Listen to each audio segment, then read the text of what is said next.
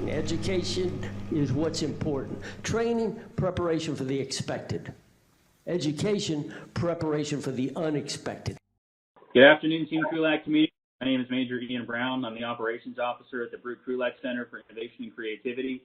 And on behalf of Marine Corps University, Marine Corps University Foundation, and the Krulak Center, welcome back to the series designed to connect the worlds of the warfighter and PME with the best in innovative and creative thought. Before we begin, please remember all opinions expressed here are those of the individual and do not necessarily reflect the views of the Krulak Center, Marine Corps University, the United States Marine Corps, the United States Air Force, or any other agency of the U.S. government.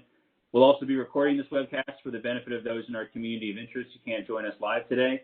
So we ask that you be mindful of keeping microphones muted to avoid disrupting the discussion, as well as turning your own webcams off to help us stream smoothly. At the conclusion of our discussion, we will have a question and answer session. So what we usually do is, if you have a question as we're going on, just go ahead and type it into the group chat function. And once we're done with our discussion, I will get to as many as we can in the order I receive them. We'll try and have you ask your question directly to engage with our guests if your device supports that. If not, just indicate that in the chat initially, and I'll go ahead and ask the question for you. All right, so today we're excited to bring you two officers to an effort to analyze and remove barriers to full and prosperous service for uniform. Our first guest is Major Aliyah Nadim of the United States Air Force. Major Nadim is a Congressional and Appropriations Liaison assigned to the Secretary of the Air Force, Financial Management, and Comptroller at Pentagon. She also chairs the Department of the Air Force Women's Initiative Team. Prior to her current position, she worked as a defense fellow with Senator Lisa Murkowski from Alaska. Major Nadim has also served with Security Forces, Air Force Office of Special Investigations, Headquarters Air Force, and deployed to the Combined Air Support of Operation Inherent Resolve. Our second guest is Major Sharon Cisbaro, United States Marine Corps. Major Cisbaro currently serves as a Communications Strategy Officer, Information Plans and Strategy Office of the Deputy Commandant for Information of the Marine Corps. She has held multiple public affairs roles, including with the Special Purpose Marine Air Ground Task Force Crisis Response Africa, for the 24th Marine Expeditionary Unit in the 5th and 6th United States Fleet Areas of Responsibility, and as Deputy Public Affairs Officer for Marine Corps Installations East. Major Cisbaro served as an instructor at the Defense Information School for 1 year prior to her current assignment at DCI. She recently provided executive support to the Department of Defense Board on Diversity and Inclusion for its 6-month sprint. She is also the host of the Marine Wit podcast available on SoundCloud, and we'll have a link to that when we post this once we're done. So today, they'll be talking to us about the background of the Air Force's Women's Initiative Team program, what it's accomplished, and how it can serve as a model for barrier analysis in the Marine Corps. All right, to both of you, welcome onto the show. Very happy to have you on board and learn more about the work that your various groups have been doing. So the first thing I wanted to kind of ask you both is, like kind of mentioned in the introduction, but we've got the Air Force and the Marine Corps working together on something. It's not something that happens very often. Level of, the level of rank that we kind of hold. So, if you could tell us first, how did you cross paths and how did you start working together on these initiatives? Yeah, thanks, Ian. You're right. I don't very much. I don't have the opportunity to work with Marines very often. Usually it's the Army always saying, hey, you're kind of our little sister. So I'm actually really happy to be working with you guys. So actually how me and Sharon met is a project that Sharon worked with the Department of Defense. And I was able to give a presentation through that committee that they were looking at some racial disparities. And so the Air Force Women's Initiative Team actually presented some of the initiatives that we had put forward. And that's how actually me and Sharon linked up. And she said, I think the Marine Corps really needs something like this. And so we went to the Pentagon, had lunch, and really kind of worked this out so we could figure out how we could set up the Marine Corps for it. And since then, we've now had the Army and the Navy kind of knocking on the door saying, hey, we want this too. How do we buy into this? So that's how sort of we first dovetailed our relationship. But Sharon, I'll let you kind of talk about your work a little bit with DoD and how we met. Yeah, so a couple of months ago, under the Secretary of Defense, previous Secretary of Defense Esper, he had stood up a 6-month sprint. It was called the DoD Board on Diversity and Inclusion, and I provided executive support to the team. So I was not a voting board member, but I was the Marine rep on the executive support side. And so I got a chance to see a lot of behind the scenes and what other services were doing. And it really impressed me because everybody, in just like every function of warfighting, we all take a different kind of bite at the apple, or kind of different type of bite at the apple, I should say. And so when I heard Aliyah's presentation about the Marine, or about the Air Force Women's Initiative team, I thought, wow, not only the initiatives that you have started, but also the progress that they were able to make and the awareness that they were able to bring about specific topics, I thought was just so unbelievably impressive. So for the next couple of months, I walked around telling every Marine that I met, you have to hear about this Air Force WIT team. And after a while, I thought, I'm probably not selling anyone on just this cool group of gals over in the Air Force. I should probably have a discussion with them. So we sat down and we said, what if we just created a podcast, and the first interview will be with members of the Air Force WIT, and see if we could just drum up some support. Well, that went total gangbusters, and in like less than 24 hours, or I'm sorry, less than 72 hours, we had like 200 members already as part of this closed Facebook group. And now we're up to almost 600 members, and it really is something that I think women have been waiting for a while. They don't just want to talk about something, they really want to be about it. And so with the initiative team, and we are really taking a very, very, really taking a lot of chapters right out of your book over in the Air Force, and just saying, what can we do? What barriers can we identify that prevent women from being successful, from their promotion and retention, and also to recruitment? So what can we do to make that better, and what policies can we perhaps advocate for changes? And so that's where we're at. And it started for the Marines. It started at the end of December. And we've been moving forward with some initiatives already. Okay, so kind of on that, not just talk about it, but do it. I know that's something in the podcast you struck on, that it wasn't just a place to kind of like gripe and moan, but a place to get something accomplished. So what was, I guess, sort of how did you build out the structure for how your team was going to work and how it was going to approach problem solving, so that it wasn't just a place where people came to gripe, but a place where people could be directed to concrete action? You know, so one of the things, our motto is GSD, get stuff done, right? And one of the things that we saw is a lot of women, there was all these groups that would pop up sort of for these lean-in groups. We heard a lot of these women talking about and complaining about these problems. And that's one thing we did not want to do. We did not want to become sort of this group that just meets and complains. We wanted to action these things. And so that's really sort of how this all started, is, okay, less complaining, more doing. But I want to just tie this back to, because when we talk about the Women's Initiative team, so those who aren't familiar with it, you're probably thinking, okay, so why this? And then what are you doing? What's the point of this? Well, I want to go back in history a little bit, so this can kind of make sense of why it's important today. So as we sit on these diversity and inclusion boards, and that Sharon has seen from her lens, we're always asking, why don't we have a diverse force? Or, you know, for example, in the Air Force, most of our senior leaders come from our Air Force pilots, specifically fighter pilots. Every, I think, service has a pedigree of what they want their senior leaders to look like. So and I'm just going to use the Air Force as an example, our pedigree tends to be Air Force officer, usually from the academy, not always, but usually they're a fighter pilot, typically. And so when you look around, you say, okay, why is there no minorities and why is there no women? So if you start to really peel that onion back, well, back in the 1950s, when we were designing our aircraft, nobody's sane at that time, right, who would say this, thought that women would fly aircraft, let alone minorities. So the design of these aircraft were based on the anthropometrics of white males, right? So all the designs nobody included the measurements of women because women were never going to fly. So if you look at the Air Force fighter pilots, you're not going to find a short one. You're going to find pretty tall folks. And if you do find a female, once again, she's going to have to be pretty tall. So when we looked at this, we said, what's the minimum height you have to be to fly, a fighter jet? Well, it's 64 inches to be able to fly.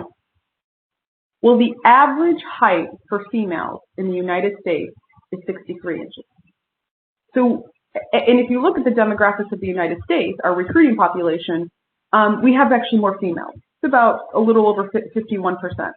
So we have essentially eliminated 51% of our population to be able to fly a fighter jet because we never built it into our acquisition.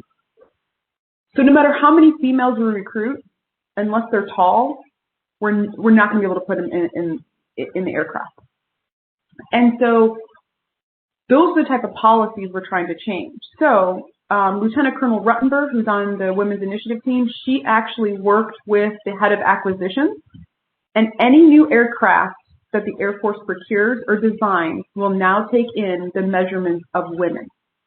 And minorities, so you have, for example, Asians, they're a little bit shorter. So actually, interestingly enough, for African American women, they actually have a shorter torso, which actually can affect the anthropometrics.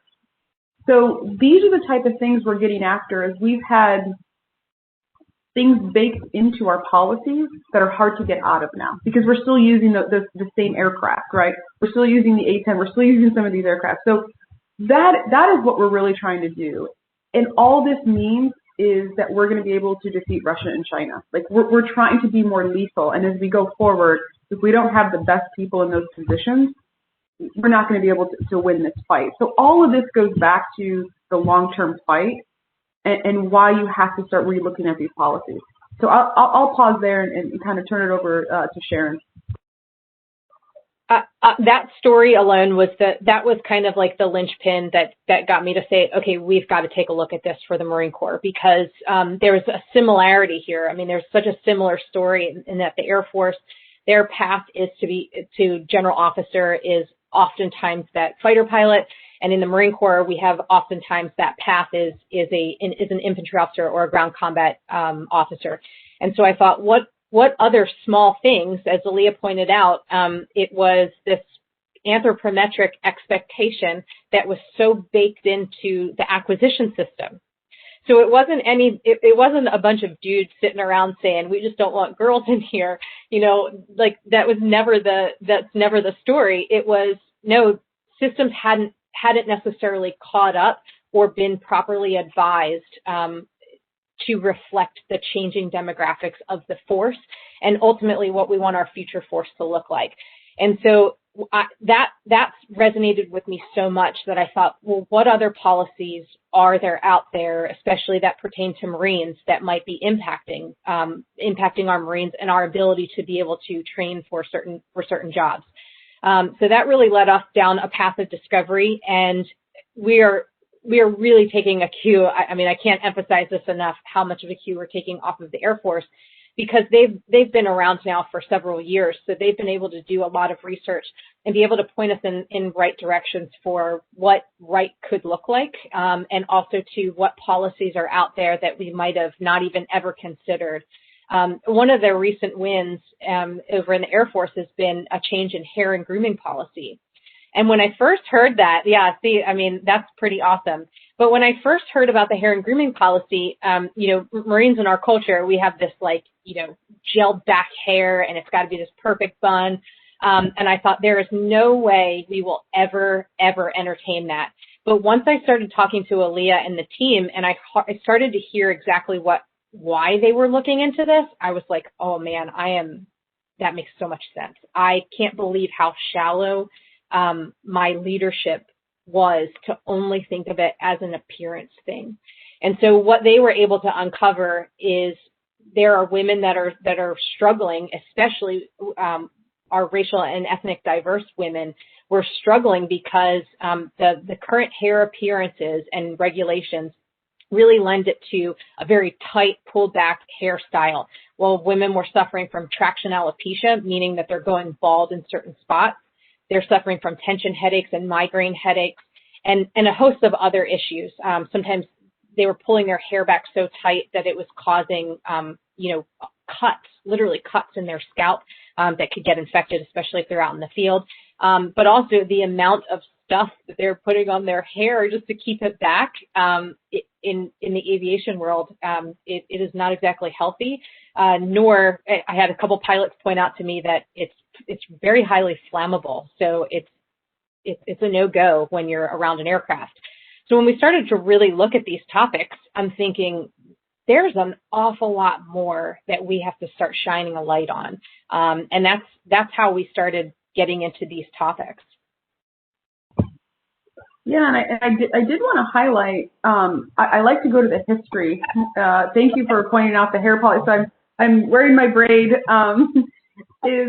So when we were making this proposal, I looked at the history, and so in the 1940s, when the whole nation was having this debate whether women should be in the service, right? So this was a huge debate. So if you kind of think of like Black Lives Matter and how like this subject is so popular and somewhat divisive, this was women joining the military. This was a big deal. So this was debated in sort of the public forum, and Congress had to step in and basically put a law in place that said women could serve.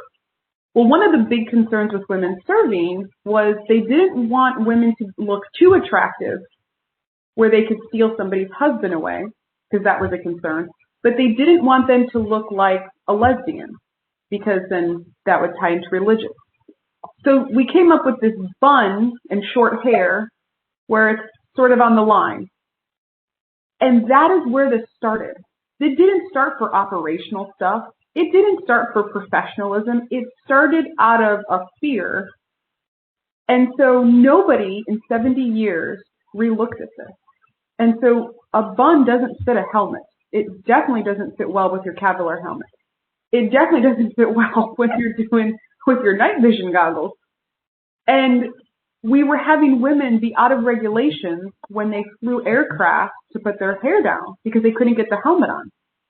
So, and then you had this big debate of what professionalism looks like, right? Why is a braid not professional? And so once we dug at all this stuff, I think it was really hard for the Air Force to say no, because it was sort of an arbitrary standard of what professional looks like. And then if you look at our ally countries, you have Australia, New Zealand, Canada, they're allowed to have braids. And the other point is, I look at some of our enemies. You look at Russia. Russia has very inclusive policies, yet they have their population is not very diverse. The United States, we are a very diverse population, and our military is as well, but we have only one standard for hair. People didn't like to hear that, and I don't like to hear that Russia has better policies than the U.S. I'll be the first to tell you that. And so we made the case from an operational, a medical case, and inclusivity to make sure we're addressing these things. So this isn't about looking cute. This isn't about us getting something. Today, when this policy changed, we received parity. And so these are the type of things we're looking to change, and less talking about it and more doing. No, that was a fascinating background, and going back to the history of things, like I'm an aviator myself, and but I've also studied my history, and like I know for a fact back in World War II, you had women flying and ferrying aircraft constantly. So now I'm kind of wondering how that anthropomorphic thing became the way it was, because I honestly have no idea whether that was a factor or not in designing those aircraft, because they flew them by the hundreds. But so talking about, we covered that, and talking about the hair standards. Do you have any other examples of some of the concrete outcomes that the Air Force's Women's Initiative team have come up with? When you're picking away at that just because the way we've always done it and not being satisfied with that answer, what are some of the other impacts that you've been able to have? Yeah, thanks, Ian. I appreciate you letting me highlight this stuff. I get really excited about it. Is lactation rooms. So I know you're probably like, okay, who cares about lactation rooms? Well, I'll tell you. We were starting to look at our female population within the Air Force, and we saw at the 10-year mark, women were getting out at, I think it was 2 or 3 times higher rate than our male counterparts. And so they did a study and tried to figure out why were females getting out at the 10-year mark. Because I look at that as an investment. If we've invested 10 years in you, it's easier to keep you than to train somebody else. And one of the biggest things was family life factors, breastfeeding, being able to have adequate child care, lactation rooms. So a lot of women, they want to be able to breastfeed their child or be able to pump, but they were having to sort of wean themselves off. And we did look at the data, and military women are 6 months, basically 6 months earlier, stop breastfeeding. So I think that we were forcing some women, service women, to choose between career and family, and some people were voting with their feet and picking their family. And so we asked, what could we do to ease this, right? Because it's not like everybody's getting pregnant every year, right? What can we do in this period to help? And one of the things people said, we just want a lactation room. I'm tired of my E3 walking in on me when I've been breastfeeding. It's embarrassing. I have to go ask for a room. I just want to be able to breastfeed, and express milk. And so we said, Air Force, do you have a policy? Air Force did not have a policy. So after all these 70 years, we've had 0 policy. And so we worked to make sure there's a policy. And so now there is a policy. All commanders have to ensure that their female airmen have a secure, safe, and clean space to express milk. And beforehand, people were going in back rooms to express milk. And so I have to be complete. I'm naive. I don't have children. So I initially said, well, what's the problem with that? And folks said, would you prepare your food in the bathroom? And I was like, oh, no, I would not. That's an excellent point. So even for me, I had to, get over that bias that I had. And so we have a policy now. Commanders have to abide by it. And if they can't get a lactation room, they have to have what they call these, like, they're pods. I don't know if you've seen them probably at airports. They're these kind of they're called mama pods, just like a little pod you can kind of go into and express milk. So that's one of our other things that I'm really proud of, because I hope it'll change the trajectory of women kind of going through this hard time for, with little ones, that they can get over that and then they can kind of stay within the service. And it was that research actually on that topic that is now leading initiatives on the Marine Corps side. So the interesting part was the Marine Corps actually had a policy on lactation for years. I actually would like to say that we were one of the first, if not the first service to have that, which is great, especially since we have the smallest number of female Marines or smallest number of women in all of the DoD. But what was interesting is because oftentimes at a unit there might not be women, and then all of a sudden a female Marine will show up. So they might not have had that room designated. And one of the great parts of the Air Force with research was to identify these pods, these lactation pods, because everyone knows, I mean, you go to an old Marine Corps building and it might not even have the space for all of their Marines, let alone kind of what might be construed as a luxury kind of accommodation. And so now with the option of a lactation pod, now you're able to take care of your Marine, because this isn't a female issue. This is about taking care of Marines. You're able to take care of your Marine without having to sacrifice maybe some much needed real estate within a facility.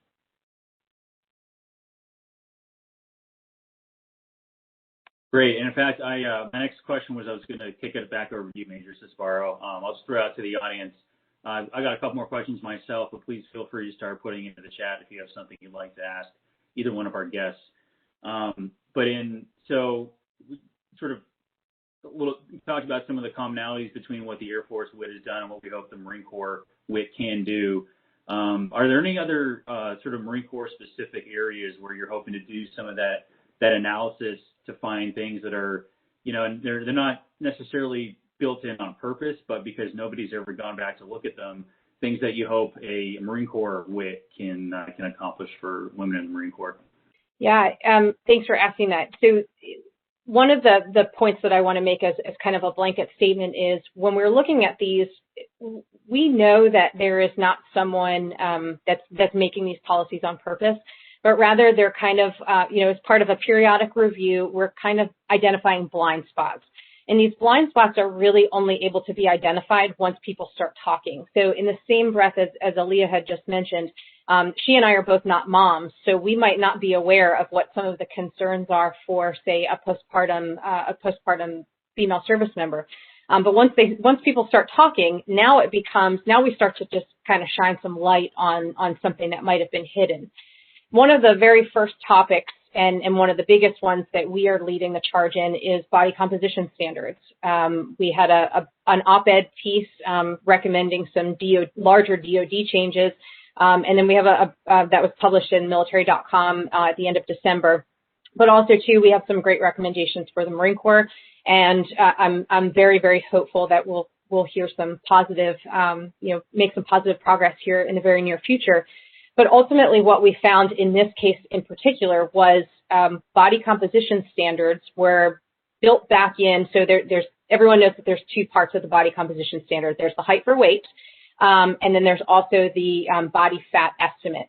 And so the body weight part, the weight for height, is based on the BMI, the body mass index, and that body mass index was based on an 1830 group of Belgians, and mostly Belgian men, and it was never intended to be an estimate of individual body weight, but rather just a way of a group to look at, a researcher to look at population, like any kind of weight fluctuations across an entire population, because they were looking at pandemics and things. And so it has gradually been adopted by actuarial scientists and insurance companies to say, this is sort of a good group to identify if you fall into this category, you have these additional comorbidities which might increase your likelihood of getting sick. But what we also know is when it comes to body mass index, it disproportionately impacts negatively athletes. So anyone that works out and has a higher than normal body mass or higher than normal muscle mass, they're going to come across as quote unquote overweight, and sometimes even to the categories of obese or massively obese. And so what we find out is that model might not necessarily be the right model for what our force is right now and what our force should be in the future.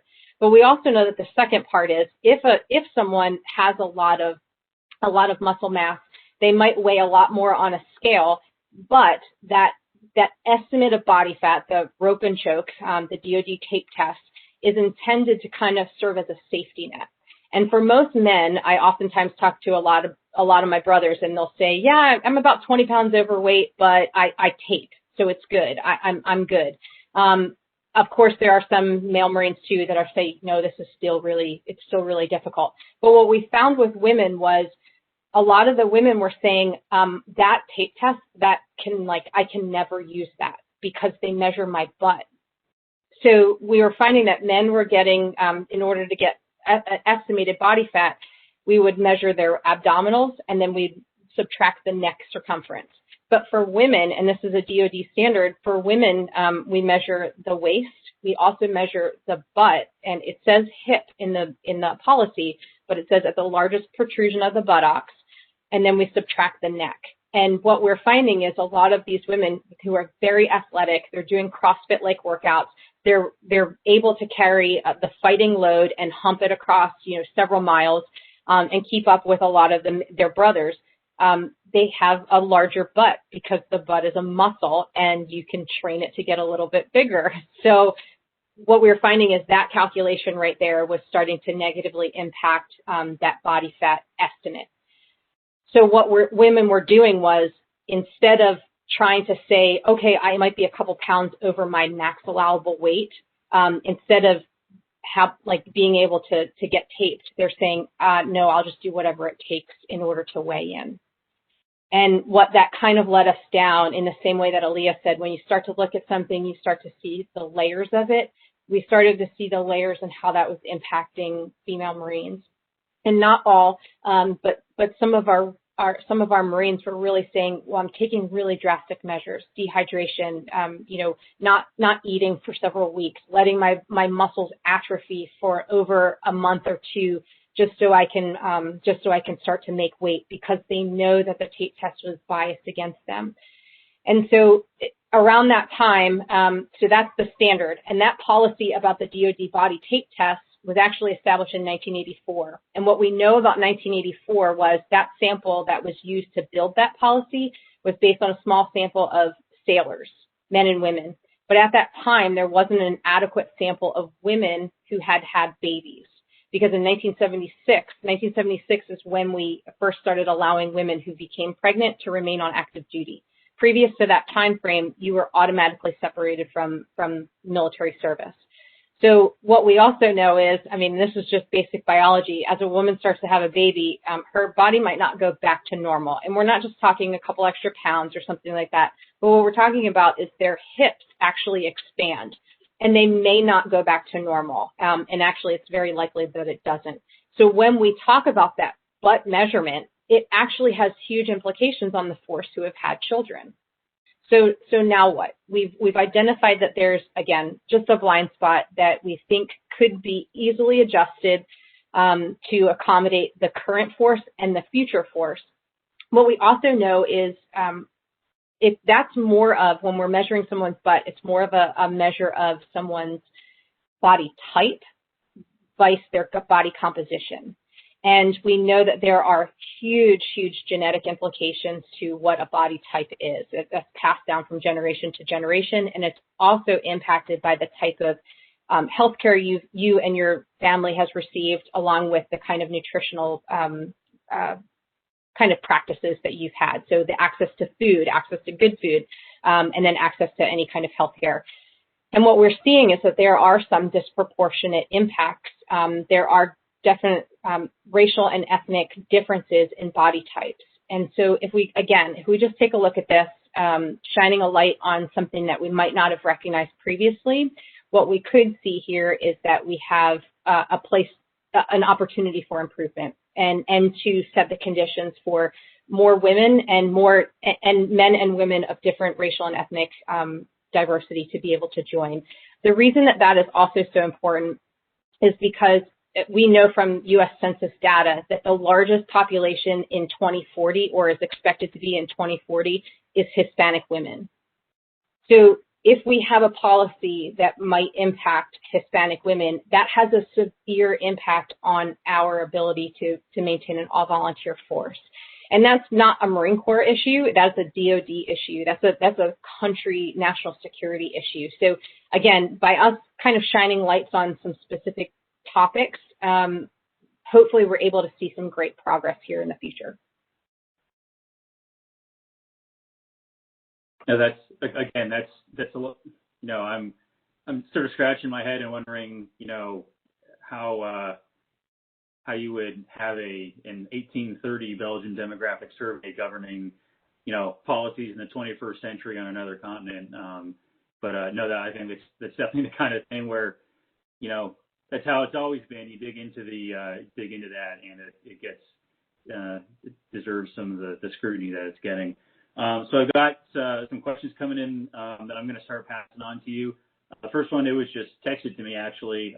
They're not able to ask it, but I'll throw it out there, which is that talking about the COVID pandemic right now, that the second, third order effects of that, the teleworking and loss of school and childcare has been disproportionately affecting working mothers.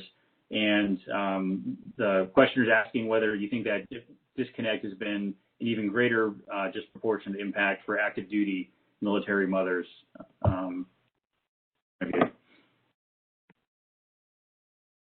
Okay, so yes, actually the data does show that. So I think, I can't remember, there's a nonprofit that did show that data specifically for military moms. I think also what's affecting is dual military. So we know in the Air Force, most women are married to another military person.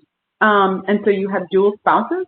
And with sort of that COVID situation, one of our concerns with that is I think sometimes women are left holding the bag in addition to the dual military situation. But from a national security perspective, we have a false positive. And what I mean by that is, if we had to execute a war plan, and we're showing 2 people who can go to war, but one actually has to stay home because there's no child care. Like, we don't have good numbers right now on our readiness, right? Luckily, nothing's kicking off. We're keeping peace, but child care could very quickly become a national security issue, depending on what happens. And so we, last year, the WIT, when I was on my time in Congress, we were pushing for legislation that basically lets folks, right now, the CDCs, some of them are open, some of them are not, and some folks just don't feel safe taking their child there. So we're trying to test out a pilot program within DoD and FY22 to be able to use au pairs and nannies, so that basically instead of having to pay, the government would actually, subsidize that. It is a pilot. We do think that this could help specifically women in the military, that we could actually help retain them. But yes, I do think it disproportionately affects servicewomen and dual military. Yeah, we're seeing the Blue Star Family Association. I think I might not have gotten that name correct, but I think they're the nonprofit that has really done a good study on the impacts of COVID. And what they're also finding too is that there are some disproportionate impacts to racial and ethnic groups within the military as well. In groups really that just had perhaps focused a little bit more on like community center involvement and things like that, where now when all of those events are closed and all of those groups are closed, they are having a much larger impact and have it be a negative impact. But to Aliyah's point too about if we were to have to execute a war plan, I mean, let's be honest, like that's really what we're here. That's the whole point that we wear this uniform. If we have to execute what our nation requires us to do, what does that look like? And oftentimes these topics are just chalked up as women's issues, and we have to change that narrative. Like we have got to stop that now, and I'm going to ask everyone on this call to really, really listen to this. So when we look at all of the DoD, women make up approximately almost 20% of the entire force. So imagine not being able to take almost 20% of your entire force somewhere. It's totally unacceptable, and we would never kind of train to that. And so what I'd ask everyone to do is start really looking at these topics as national security issues, because an impact to almost 20% of your force is a national security issue. And so when we talk about childcare and when we talk about, being able to retain the best talent, it is so that we can build that force that actually goes after and defeats a very, very thinking adversary. Yeah, and Thank you very much. I saw, and Ian, I saw in the question, this is why we have to have family care plans in place. Yeah, and I want to say that I think a lot of people have felt yes, you should have a family care plan in place, no doubt. But I think with these pandemic conditions, all that is out the window. And that's actually what the Air Force is looking at is we can't execute those family care plans because everybody is in this pandemic. And actually some of for some of our military members, it would have been their parents. Well, some of those parents are in that age group where, COVID has affected them or it's not safe. So back to Sharon's point, this could cripple us if something happens for childcare. And so even if you have a civilian spouse who also works, maybe they're in healthcare right now, and then you have a military person. So DoD, I'm not sure. I don't think anybody has the right answer. I think we're all trying to figure it out. What I think about in 5 years from now, the effects of this. Are servicewomen going to get out because of this? Are dual military families? Are we going to lose dual military families because of this? What are the effects I think we're going to see in 2 to 3 years?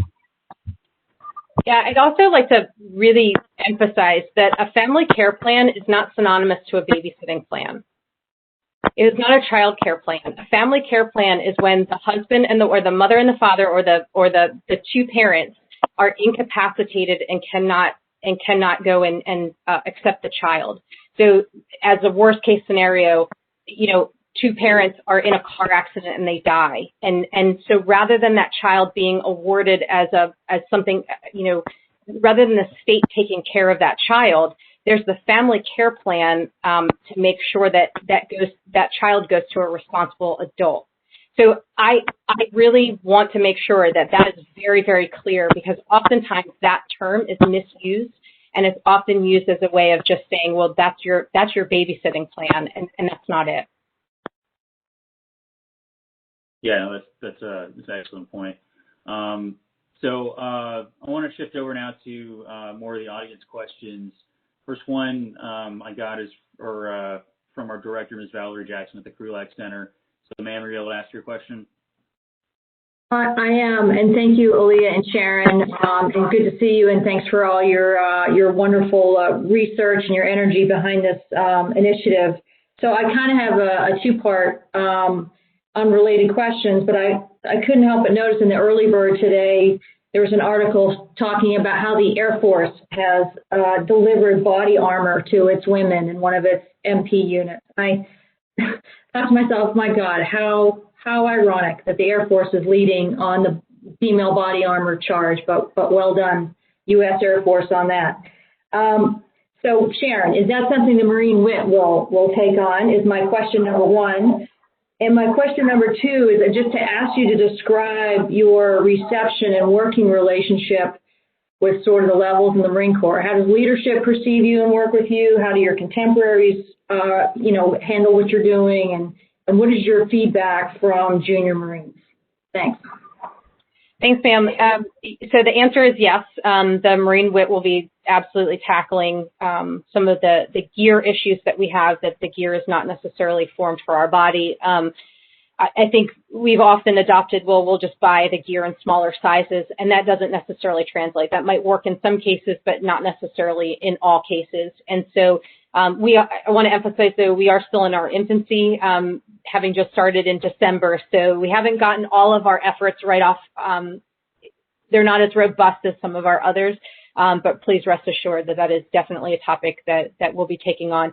And if there are any Marines, male or female, that are listening right now that want to help with that initiative, it is not just for women. It just happens to be a group of women. So we welcome your help on that. The second part, the reception from our leaders. I'll be honest, ma'am, I've been absolutely blown away by how receptive and how supportive our Marines, our leaders, have been. Talking about the body composition discussion, only because that was kind of the initiative that led the way, or one of the ones that we had the most research in. We had leaders that were calling us saying, when can we get your brief? And it was getting passed around from senior leader to senior leader. And it was so refreshing to hear them say, we just didn't know. And how can we help? And so it is because of not only the male and female champions that have helped to push this initiative forward, that it's going for hopefully decision here soon, but also just the support in being able to help get little wins. So, for example, I really want to give a great shout out to TCOM and to MNRA, who has been so supportive of what we've been doing. But part of our body composition discussion had included the topic of postpartum women. And so what we found was, again, just a blind spot where we had a waiver system in place for if a woman experienced a particularly traumatic birth event, that they might be able to get a waiver from their doctor in order to delay their PFT or CFT. But what we didn't have was a waiver for them to avoid weigh-in. And we also found that as women started to, and only because they shared it with us, because I'm not a mom, I had no perspective on this. When they were starting to cut their calories and increase their physical fitness, it was decreasing their milk supply. And we know that when you feed a baby and nurse a baby for 12 months, their initial 12 months, it pays dividends. It is a whole host of health benefits, not only to the baby, but also to the mom, and lower infant mortality rates, greater healthy babies and healthy toddlers and children become adults, lower chances of maternal postpartum depression. I mean, the host of positive impacts was so large. And so what we asked for was an additional investment on that front end for these postpartum Marines of extending the policy from 9 months to 12 months so that women, the conditions would be set for women to be able to nurse their baby for that American Pediatrics Association recommended 12 months. And then they start to train, and then they have to be in compliance with PFT, CFT, and body fat. And I'll have to say that was hugely championed by MNRA and to TCOM, and they both, as senior male leaders, just said absolutely, along with everyone else who just said, of course, this just seems like a no-brainer. So to be able to help get that over the goal line. And I also want to say that it is something that they were already looking at too. So it was great to know that we were all on the same page, but I'm really, really happy to report that success. Thanks, Sharon. All right, thank you, ma'am. All right, going a couple additional questions here. One I'm just going to ask out on behalf of the person since Major Nadim, you already answered it in the chat, but Brianna Rust to the Marine Corps side, she was wondering whether the Marine WIT has been looking at any new bathroom policies for transgender women in the service, given that it's a relatively new development and change after the election, is that restriction has been lifted. I think it was either yesterday or the day before, there's a new MAR admin sort of leaning into that topic. So I'm just wondering if that was something that had come up on the Marine WIT radar yet. It hasn't necessarily come up on the Marine radar yet, but I imagine it's only a matter of time that we'll start to see that. Oftentimes, really in the best way, and this is something that I learned from Alea and how they run their WIT, someone that really feels very, very passionate about a topic, we ask them to lead it. This is not an opportunity to just come and say, hey, this should really change. We want them to get involved with what that policy change would look like or those recommended adjustments would look like. So if someone was interested in taking on that topic, we could certainly use one of those leaders. Great, thank you. Okay, next, Dr. Yuval Weber. He's our Bren Chair at the Krulak Center for Russian Military, Political Military Thought. And Dr. Weber, are you able to ask it directly? Okay, thank you. Very interesting presentation. You basically answered this, not the last question, but the one before it. So when you were describing basically the changes that can be made to have more inclusivity, including redesigning the equipment, you were talking about the pilots, the lactation rooms, and so forth. Both of you mentioned that you weren't mothers, so this is not asking about personal experience.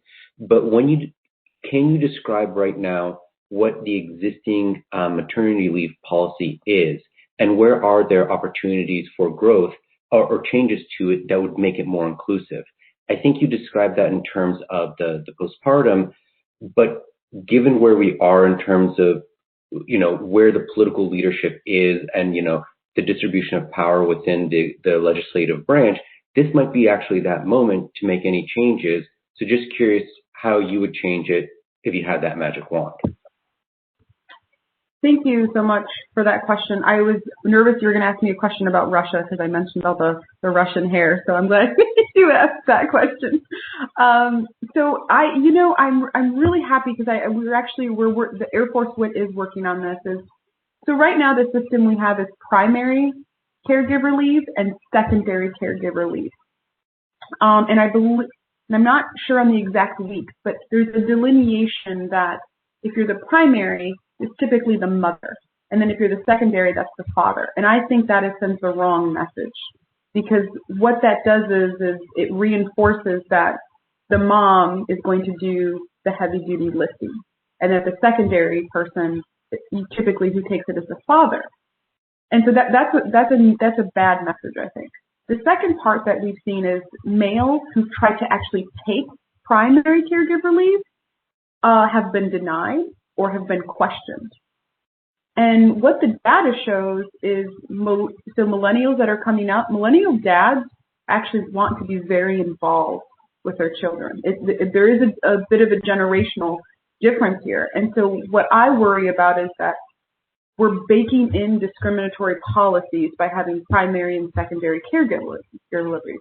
Now for civilians, if you're a GS civilian, I think it's equal. They both get, I can't remember how many, I want to say 6 to 12, don't quote me on that, but they get equal amount. It's just parental leave. But in the military system, we have different ones. So we're working to try to change that. That does take an act of Congress because it was baked into legislation. And so we're kind of trying to have those conversations to see if that's possible. That was such a great question too. So we recently on our Marine Wit podcast, we interviewed some members of the Coast Guard, and they had an amazing policy that blew my mind when I heard it, and it's called their staff surging policy. And what they do is, in the same kind of system that we have right now, if a unit is not fully manned, they can reach down for some reserve component to be able to augment their staff. And so what the Coast Guard did was they just tweaked their current policy to also include primary caregiver leave. And what that did when it came to culture was impacted in such a positive way. Now, it's still in its first year, so they haven't been able to fully measure what the impact is. But what they've done now is they've provided a reservist to come in and backfill that coastie that now is going on primary caregiver leave. And so for a woman, if they're pregnant, you have 9 months to figure this out. So you have 9 months to be able to find that reservist. You have 9 months to be able to properly plan and then provide some turnover on that front end and also on the back end. I think, and actually some of my brothers have shared with me, they're like, look, we love having, our sisters here with us, but sometimes if we're a small shop, we might be a little worried that 1 or 2 of you will get pregnant at the same time, and then we're down almost 50%. So the great part of this, the problem there is not that we let women get pregnant. The problem is that we haven't built a proper system enough to be able to take care of the unit and take care of that Marine. And so I'm not saying that necessarily the Coast Guard system would be the end-all be-all, but it was a really great, at least pointing in the right direction. I thought it was just a really great recommendation. Because what it has already started to do is change how what the culture is in the Coast Guard, because they also share the same kind of sentiments. Oh, great, there's a woman who just checked in and she's probably going to get pregnant. But now there's no loss to mission because they're able to backfill with someone. So I would love, if it were, Sharon Sesparo's opinion, I would love to see that adopted. I would also like to see that be a part of for Wounded Warriors too. So we know that in certain situations, if someone goes to Wounded Warrior Regiment, unless this has changed, there's no backfill for that Marine. So oftentimes the unit will just say, no, we'll do whatever it takes to make sure that you can get to your medical appointments. But what that causes an awful lot of stress on that Marine. So like, what a great way of keeping faith with our Marines by offering that kind of policy. That would require funding, though. So I have to imagine that would be at a larger, above the services level to make that decision. But what a great initiative. No, so thank you. So from both of you, those are implementable things. Those are not like, crazy. And particularly what you just described, I think, is the usual custom like across Europe, that when there is a person going on maternity leave or paternity leave, that is a contract that's opened up for a set amount of time that might be there. So thank you. Yeah, thanks. All right, thank you both. Looking at the clock, I think we can do one more question, and we have one in the chat from Major Liz Below. Major Below, are you able to ask your question directly? For sure. So this is Major Liz Below. I saw recently in one of the forums that the Air Force Women's Initiative team might be tackling women's infertility issues, and I was wondering if that was also going to include women who might not, due to career implications, be able to get pregnant before the age of 35 when it's considered a geriatric pregnancy and there's increased risk, and if that women's infertility initiative would also include the women choosing to freeze their eggs earlier on in their life to increase the potential of getting pregnant later when their career life is more suitable to do so. Hey, Liz, great question. So yes, so that is definitely something we are looking into, and and one of the data points that we find out is women in the military tend to actually have children later, and you see this with your senior leaders. And so there is a biological aspect here, and so you're right. If you don't, the best advice that I was ever given by somebody is that freeze your eggs in your 20s because you don't know what's going to happen. And so yes, we are trying to work some of that cryopreservation. Unfortunately, so this is the good and the bad. It's not really in the Air Force's hands or even DoD. This is a Congress thing because it deals with funding. There is a few bills out there that I think it's Representative Houlihan from Pennsylvania. She's a prior Air Force engineer. She has put some legislation forward to be able to cover some of this stuff. But yes, this is exactly what we're advocating for. I do want to say right now you could do cryopreservation. You could go to one of the 6 military treatment facilities. I think there's it's at Travis, San Diego. There's a few different places, but you have to pay the out-of-pocket cost, which is about $10,000, which is not great. So yes, we are definitely looking into that, but it's a little bit. It's with Congress right now. So I always say, everybody has their representative. You can always let your representative know that you want them to support certain legislation that personally affects you. Yeah, we haven't necessarily tackled this just yet, only because we just don't have the Marines yet to be able to jump in on it. But it is certainly a topic that has been brought up. One of the things I'll say too is we're looking at all of and the Air Forces as well, female healthcare, female-specific healthcare, because often this is still built around the kind of 1950s model of the female spouse vice the female warfighter. And so there's not the same kind of access or even expertise that some women might need in order to be properly cared for. So how do we do that? You know, whether that's just an automatic referral out in town to a civilian provider, because we're not necessarily saying that the DoD has to provide it, but at least provide the access to it. But we're looking at a whole host of issues here, because not only is age a factor here when it comes to fertility, but also to different kinds of issues that could impact a woman, especially because they're in a high stress, high op tempo job that might be negatively impacting their fertility.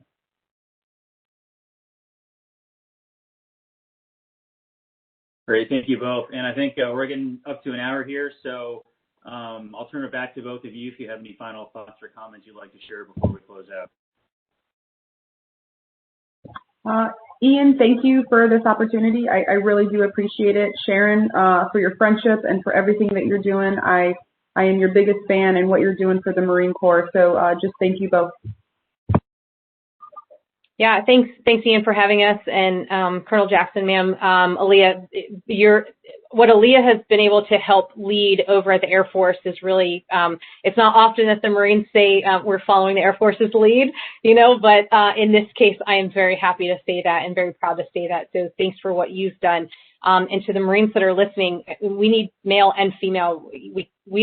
The goal is not to just sit in an echo chamber of a bunch of women. We need our brothers to be a part of this. And to be a part of this fight too, because this is not a female issue. This is a Marine issue. This is a national security issue. And the quicker that we start to recognize that, the faster we can start to make some real impacts in not just the Marine Corps and the Air Force, but in the larger DoD, because some of these are out of our hands, and it's got to be at that larger department level. Great, thank you both. And that's a great point that everybody's got a place in this to try and move everything forward. So again, to Major Aliyah Nadim from the Air Force, Major Shannon Sbarro from the Marine Corps, thank you both again for making yourselves available to do this. I think we had a great discussion, and I'm going to try and get this posted as soon as I can, because I have a feeling there's going to be a lot of folks who are going to want to either listen to it again or get a chance to listen to it for the first time who weren't able to join us live. So I will put that on my agenda for getting done before we get to the weekend here. All right, to everyone else in our audience, thank you for joining us for this week's Brewcast. Like I said, I'll have it posted as quick as I can on our YouTube channel and on our various podcast channels. And make sure you come back again next week. 2021 seems to be the year of the panel for us at the Krulak Center. So we're going to keep that trend going by welcoming several members of the team behind the newly released book, Uncontested Shores, The Evolving Role of Amphibious Operations in the History of Warfare, now available from Marine Corps University Press. We'll be speaking to co-editor Timothy Heck and contributors Sulushana Pomeroth and Ellen Alness, talking about the book's development and what aspects of amphibious operations they hope readers can learn about from their book. So we hope to see you all then. Thank you. Education is what's important. Training, preparation for the expected. Education, preparation for the unexpected.